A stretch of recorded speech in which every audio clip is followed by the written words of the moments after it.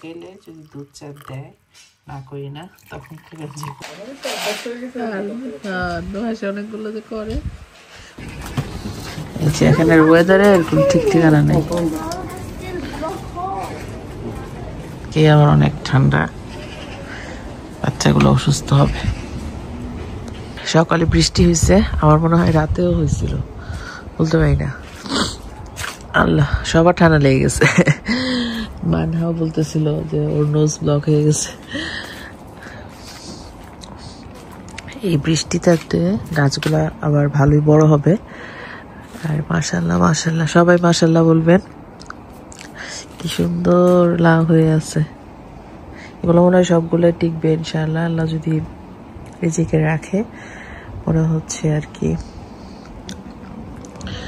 বৃষ্টি হয়েছে সবকিছু গাছগুলো যেমন একেবারে টকটক একটা সবুজ কালার ওরকম হয়ে আছে কি ভালো লাগতেছে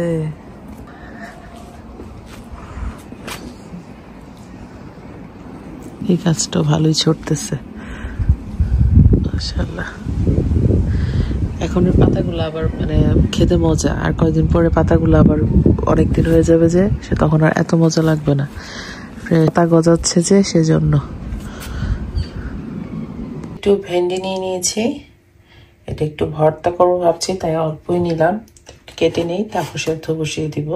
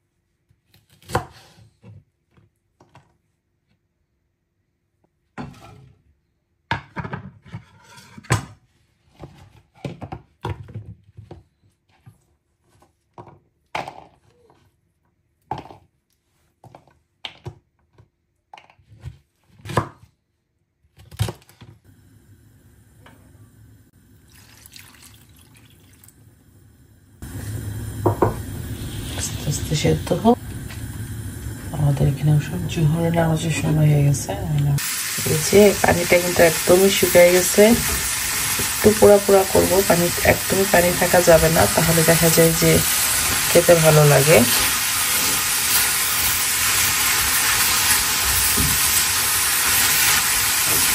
আপনাদের ভাইয়ার যে কি পছন্দ ভেন্ডি পেলেই নিয়ে আসবে আর বলবে অল্প হলেও একটু ভর্তা বানায় ফেলো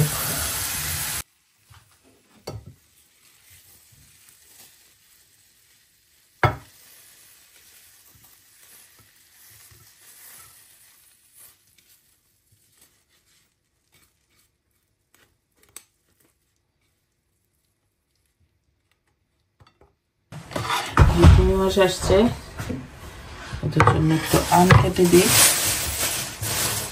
ওদের আনতে আইসক্রিম নিয়ে যাও কোন নিয়ে যাও রিয়াম নয় তো বাসায় আসবো না না নিয়ে গেলে ছেলে আমার যে দুষ্ট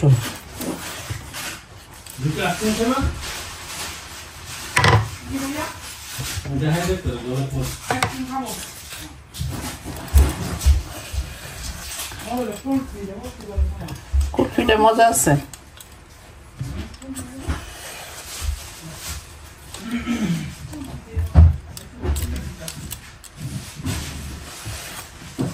কোন নিয়ে যাও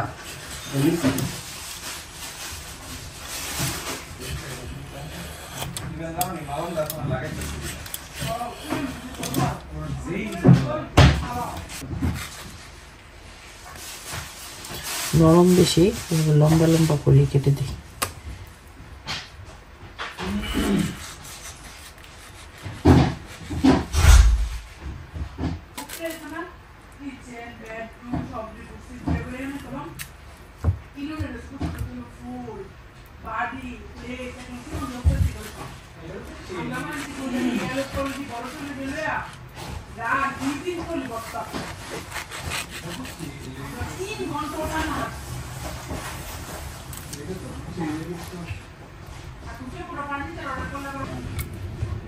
মেইন বেসটা এখন বেস করার পরে দেন এটা হচ্ছে একটা হচ্ছে 1% ড্রয়ার আর একটা আরেকটা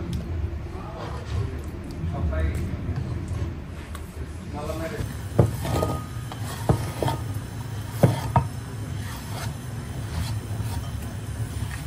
তো ওদের কি খাওয়াবো সেই ভেবে ভাবলাম যে ডিমই ভেজে দেই।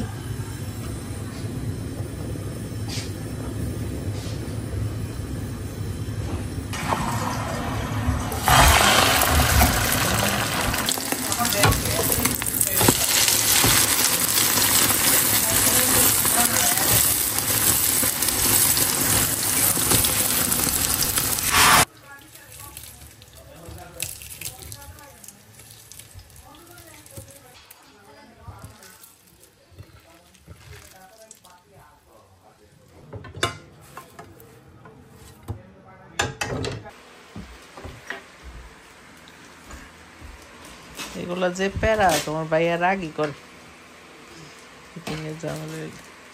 এই একটা দুইটা উল্টা পাল্টা হয় এত মাথা ব্যয় গরম হয়েছে অনেকগুলো যে করে করতে পারে ও কিন্তু ওইগুলো ধৈর্য নাই। সবার জন্য একটু চা বানাচ্ছি, মাঝে মাঝে গল্প আড্ডা যে চাটা খেতে ভালো লাগে। প্যানটা আসলে আমার পুডিং এর, যার কারণে এই সাইডটা কালো হয়ে গেছে। পানির উপরে দিয়ে যে ভাপে সেজন্য।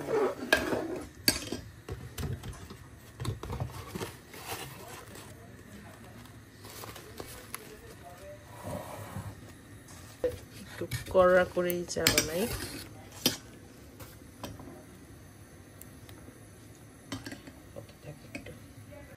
চা রেডি, চায়ের কালারটা সুন্দরই আসছে।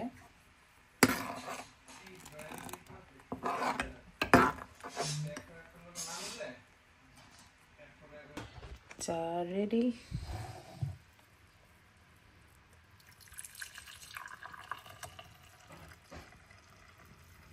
আমি আসলে দুধ চা এমনিতে খাই না, কিন্তু বাসায় গেস্ট আসলে বা কোথাও গেলে যদি দুধ চা দেয় না করি না, তখন খুব এনজয় করে খাই, ভালো লাগে।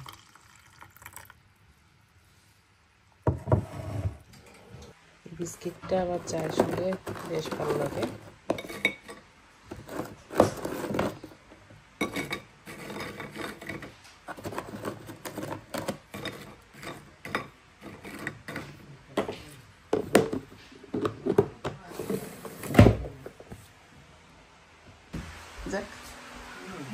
হ্যাঁ ভাল লাগতেছে, রুম রে সাদা হয়ে গেছে। টিভিটা উঠে নেবা নাকি? টিভিটা একবার নতুন লাগে ফিট করব না। হঠাৎ তাই আর খুলতে হয় নাই, সব পারফেক্ট আছে। তুমি অলরেডি শিখে গেছো।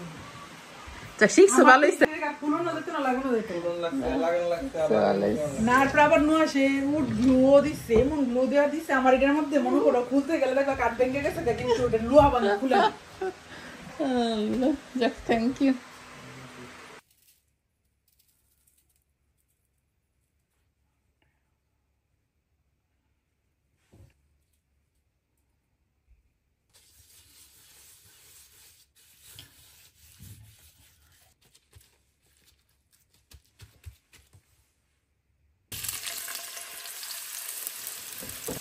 আজকে আসলে গল্প আড্ডা করতে করতে রান্না তৈরি হয়ে গেছে। একটা কারি রান্না করব। অনেকদিন মনে হচ্ছে মাছ দিয়ে আলু ভাজিটা খাই না, আমার কেন যেন মনে হচ্ছে এটা রান্না করতে, এটাই করবো আজকে। এখানে আলু খোসা ছাড়িয়ে নিচ্ছি, আবার 2 ভাগ করে নেব।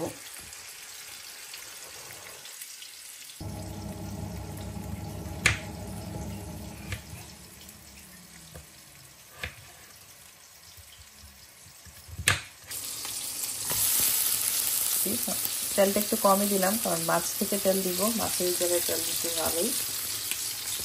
আর আবার টমেটো কাটবো।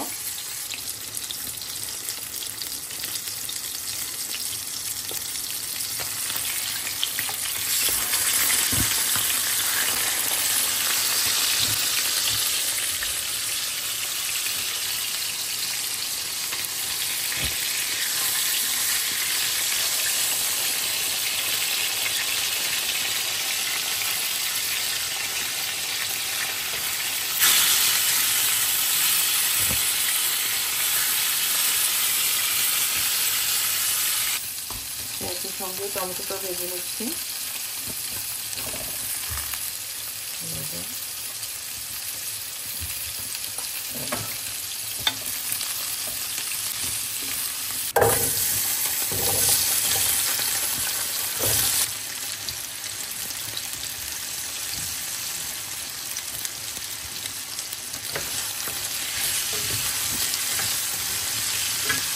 হলুদ আর লবণ দিয়ে একটু ভেজে নিচ্ছি।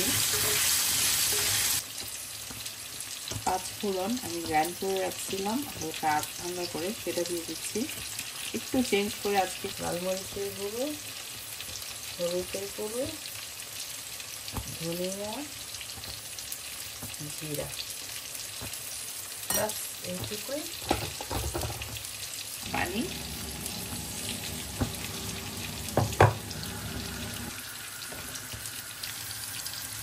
আলুটা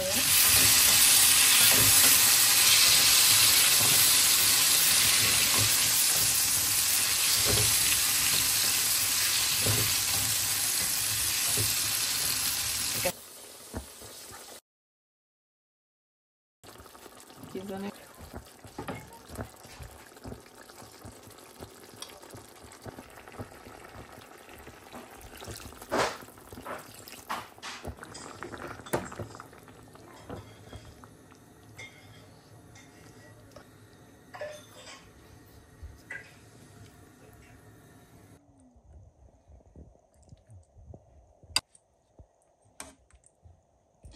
দেশে খুব মজা লাগতো বড় মাছ দিয়ে এভাবে আলু টমেটোর ঝোল, কি মজা যে লাগতো।